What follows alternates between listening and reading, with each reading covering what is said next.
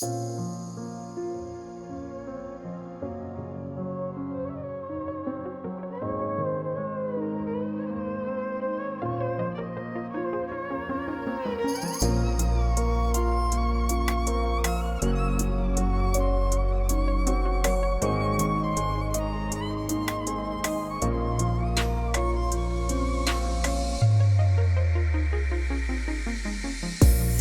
deyip söydürdüm, duyulması derdi verdim.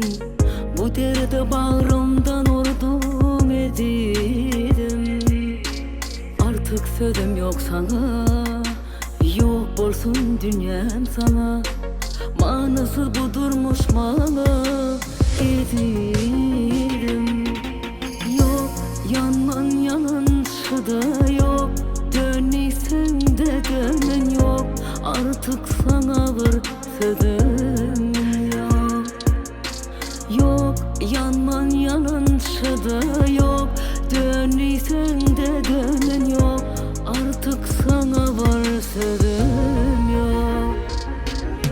Yok yanman yanışı da yok, döneysen de dönmen yok. Artık sana var sözüm yok. Yok yanman yanışı da yok, döneysen de dönmen yok. Artık sana var sözüm yok.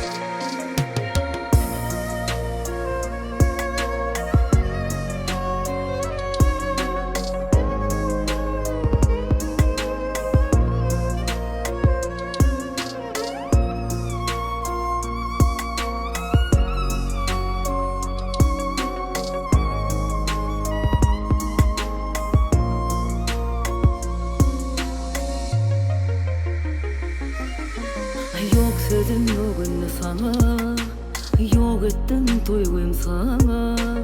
Yurdum kül bollulama ezidim. Ertirim doğmalmana, damağım dolyarda. Domsunla duygulum sana ezidim. Yok yanman yanışı da yok, döneysen de dönmen yok.